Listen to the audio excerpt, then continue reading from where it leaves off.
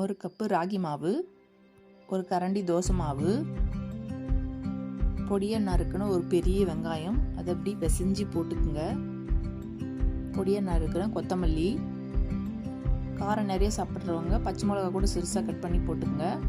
தேவையான அளவு உப்பு, தண்ணி ஊற்றி நல்ல தோசை மாவு பதத்துக்கு கலக்கி க்ளோஸ் பண்ணி வச்சுடுங்க.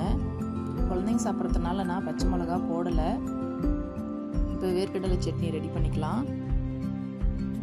இப்போ தேங்காவும் பச்சை மிளகா பூண்டு முதல்ல அரைச்சி எடுத்துக்கலாம். இப்போ வேர்க்கடலையும் உப்பையும் சேர்த்து அரைச்சிக்கலாம். ராகி தோசைக்கு இந்த சட்னி தான் சூப்பராக இருக்கும்.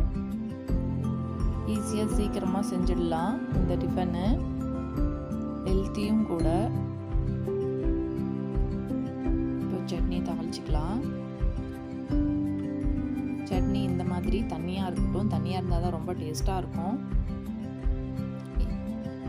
சட்னி ரெடி. இப்போ தோசை ஊற்றி எடுத்துக்கலாம். இந்த மாதிரி தோசையை ஊற்றி எடுத்துக்கோங்க.